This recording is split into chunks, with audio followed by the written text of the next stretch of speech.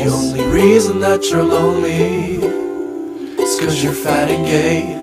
I'm lonely as fuck, and I want to die.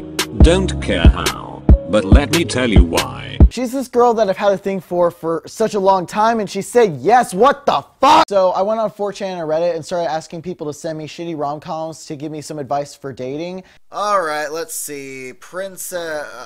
Shit. The Princess Diaries 2 Royal Engagement is a movie I watched when I was 9. Julie put it on like every other week growing up, which was probably one of the contributing factors to my developmental issues. We watched it without watching the first film, so I don't feel like a recap is necessary, and if memory serves, it's nowhere near as interesting as this sequel. The original movie was a mediocre Disney rom-com, but the sequel is a flat-out dumpster fire. Okay, so here's where we start. Anne Hathaway, or Mia, is the princess of a shithole country named Genovia. Julie Andrews is her grandma, who is the queen, and she recaps the movie in painfully obvious exposition. Also, the guy she spent the entire first movie trying to get is MIA because of course they need to reset the love story, a la Roxanne from a Goofy movie. Alright, so Mia is going to be taking Julie Andrews' place as queen. Well, I didn't vote for you. So will this movie be spent exploring the subtle and major conflicts that come from running a country? What do you think? But you're late, Your Majesty. A queen is never late. Everyone else is simply early.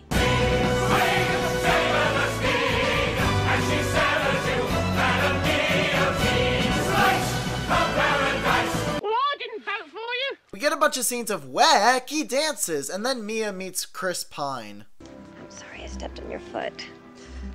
You can step on my foot anytime.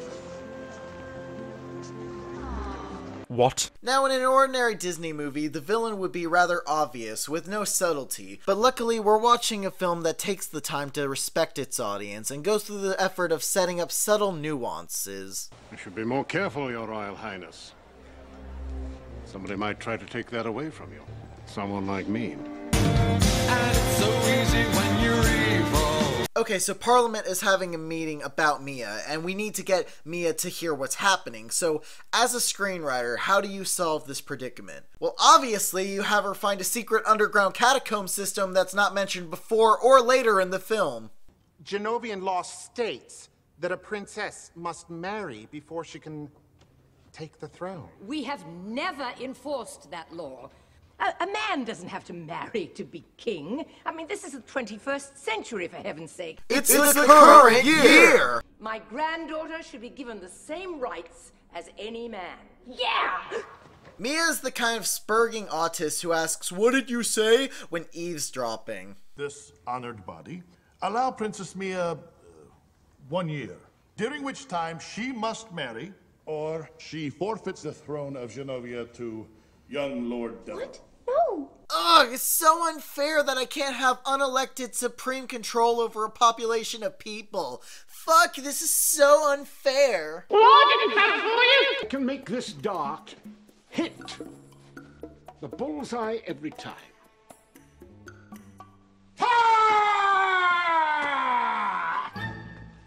Speaking of dumb shit, take in this load. So the bad guy is trying to do everything he can to keep Mia from getting the crown and give it to his nephew Chris Pine. Everyone in the film knows this. He doesn't hide it, and even Julie Andrews admits that he's up to something. So what would the most intelligent decision be regarding this situation? Well, obviously you want to invite the villain to stay close to the castle and let Chris Pine stay with them until the deadline for Mia. What could possibly go wrong? If there's any mischief going on, I'd prefer it be right under my nose. You're a dumb bitch.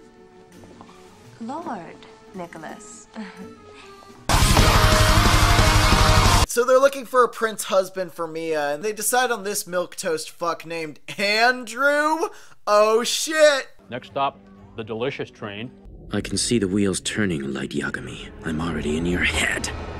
There's no way this tennis match will deepen our friendship. This is a token gesture, an elaborate act we'll go through so we can say we're closer. You are the one who stomped on me with your big feet.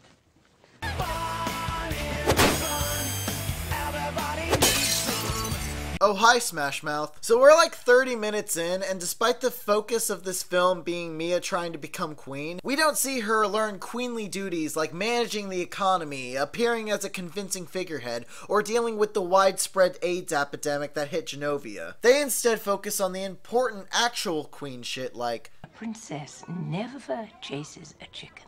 We have a chicken situation in the throne room. Okay, so in the next few scenes, the bad guys repeatedly sabotage Mia in everything she does. Who would have fucking guessed? It's a wooden leg. Yes. Sandy, oh! My goodness, oh Easy. Princess! Sandy, easy! Princess! It's okay, Princess, I'm here. Talk about getting off on the wrong foot. Cut my life into pieces. This is my last resort. So Prince Andrew proposes to Mia, and the two of them go on a walk. But then Chris Pine shows up, and he and Mia start going at it. So what is Prince Andrew's solution? Well, obviously you walk away and leave the two of them alone to let whatever happen, happen. You're so jealous. Why would I be jealous of Andrew? He's got to spend the rest of his life married to you. Oh, damn!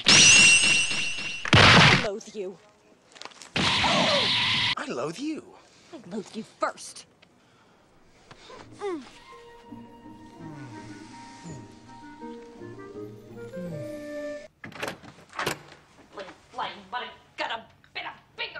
Nobody gets angry like that. Come on, Joseph. We're already late. Wait a goddamn second! A queen is never late. Everyone else is simply early. So which is it, you cunt? I don't like your braids. Stop the carriage. Hello, everybody. Get the fuck out of here! It's time for mattress surfing. Shaking my head, white people.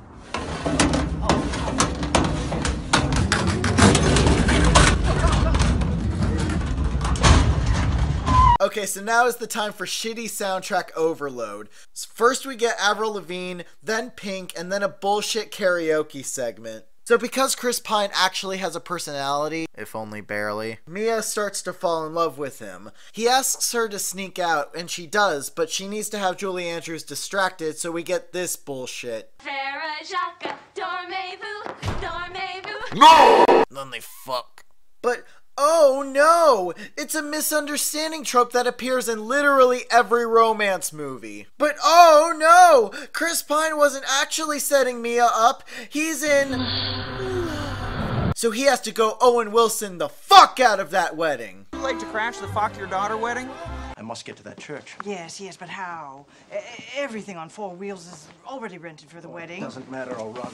No, it's too far. No, you'll take the bike. The bike? Gretchen, what bike? We don't have a bike. Your grandfather's bike.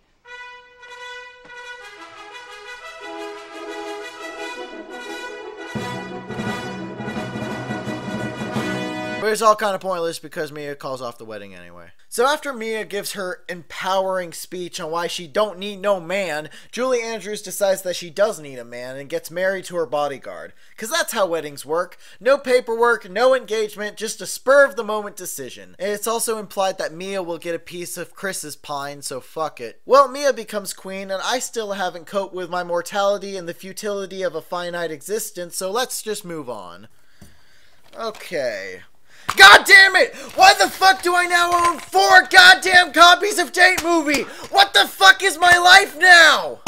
Okay, so maybe we'll have better luck with Shark Babes. Okay, I've never heard of this one. Let's look up a trailer.